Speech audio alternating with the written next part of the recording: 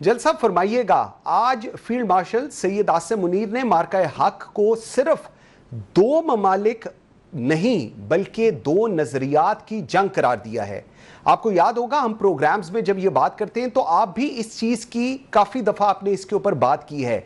क्या आप समझते हैं कि भारत की ये जो हिंदुत्वा पॉलिसियां हैं इन्होंने पाक भारत कशीदगी को अब महज सरहदी तनाज़े से निकालकर आइडियोलॉजिकल कन्फ्रंटेशन में तब्दील कर दिया है, वही आइडियोलॉजी जिसकी बेस के ऊपर पाकिस्तान मार्ज़े वजूद में आया था? देखिए, हम थोड़ी सी अगर तारीख में पीछे जाए ना, तकरीबन एक सदी पहले चले जाएं आप, तो हिंदुत्वा एक बंगाली साइंसदान थे मिस्टर बोस, उन्होंने ये इजाद किया था क्योंकि बंगाल, यूनाइटेड बंगाल में क्योंकि हिंदू पूरे हिंदुस्तान में माइनॉरिटी में हैं और हम लोग इस बात को समझते नहीं हैं। 22% से ज़्यादा जो रियल हिंदू नहीं हैं, बाकी सारे कन्वर्टेड हैं। उनको ये इशू ये था कि हम अपनी आइडेंटिटी कैसे बनाएं। तो उन्होंने ये इजाद किया हिंदुत्वा, फिर चलते चलते आज के दिन आ गया, हम हिंदुत्वा की बात कर रहे हैं।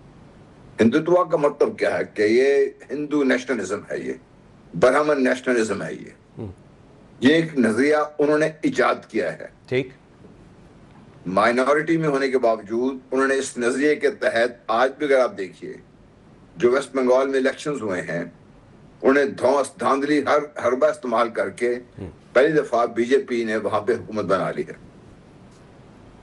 अब वो हुकूमत जो है न सिर्फ ये कि वेस्ट बंगाल में है बल्कि बांग्लादेश के जितने ममालिक हैं, तकरीबन जितने भी उनके सूबे हैं, ज्यादातर में इन्होंने जबरदस्ती से हुकूमत बना ली है इसमें। ठीक ठीक, एक तो ये नजरिया इनका, मैं इसलिए कह रहा हूँ कि इस नजरिया की बहुत बड़ी कमजोरी है क्योंकि ये नजरिया पूरे हिंदुस्तान का नहीं है।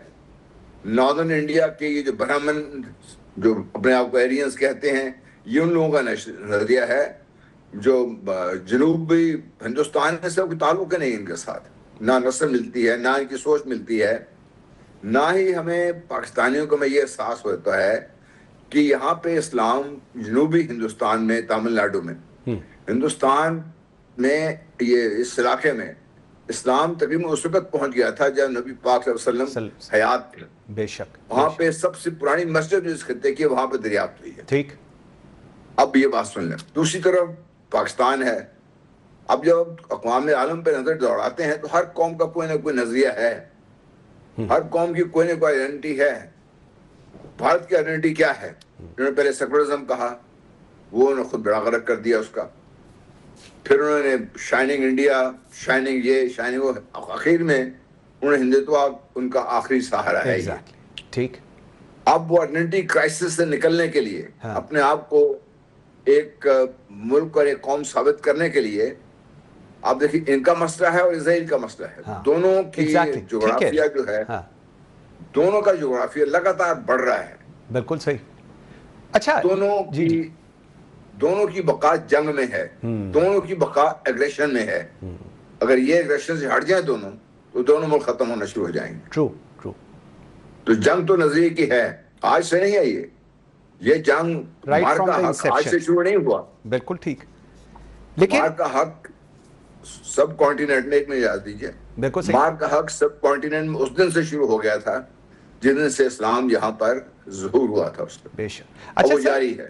आज की अगर मैं बात करूं, आज जो GHQ से मैसेज कन्वे हो रहा है, आज वो मैसेज ये है कि पाकिस्तान के खिलाफ आइंदा किसी भी मुहिम जोई के असरात फार रीचिंग और पेनफुल होंगे। क्या ये पाकिस्तान की आप समझते हैं डिटरेंस पॉलिसी है, स्ट्रैटेजिक सिग्नलिंग है कि जिसमें किसी नई तब्दीली की निशानदही कर रहा है आज जो मैसेज हम GHQ से सुन रहे हैं थ्रू फील्ड मार्शल? देखिए, मैसेज बड़ा क्लियर है। मैसेज ये है, इस दफा अगर भारत ने अपनी मुहिम जोई की तो ये जंग, भारत ने तो पाकिस्तानी सिविलियंस पे हुकूमत हमला किया था पिछली दफा, पाकिस्तान ने सिर्फ मिलिट्री टारगेट्स को एंगेज किया था। अल्हम्दुलिल्लाह पाकिस्तान की रीच भारत के हर कोने पे है। ठीक, जो जहां पे उन्होंने अपना हेडक्वार्टर बनाया हुआ है अंडमान में, वहां तक पाकिस्तान की रीच है। और रीच सिर्फ ये नहीं कि मामूली सी रीच है, रीच ऐसी है کہ جس جگہ کو پاکستان نشانہ بنائے گا اس کو تباہ کر سکتا ہے پاکستان، الحمدللہ. ٹھیک.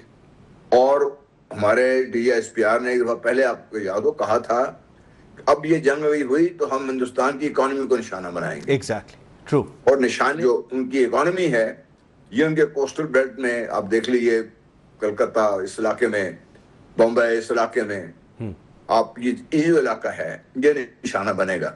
ٹھیک. اور پھر ایسے نشانہ نہیں بنے گا، اس کو مٹا دیا جائے گا اس. بالکل صحیح. جس سے یہ ہوگا کہ بھارت جو اپنی اکانومی کی جو پڑ مار رہا ہے اور جو سمجھتا ہے کہ اس کی ڈیپتھ اس کی سیکیورٹی ہے وہ ختم ہو جائے گی. ٹھیک سر. نمبر 2. ٹھیک جی.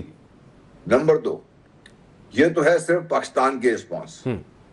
ایک اور پچھلے دنوں ایک پاکستان نے بیان دیا تھا، ہم نے زیادہ اس پہ غور نہیں کیا. پاکستان نے پہلی دفعہ، بھارت نے جو لداخ کے 2 ضلعوں کو 5 ضلع بنانے کی اعلان کیا تھا، پاکستان نے اس کی شدید مخالفت کی تھی. صحیح.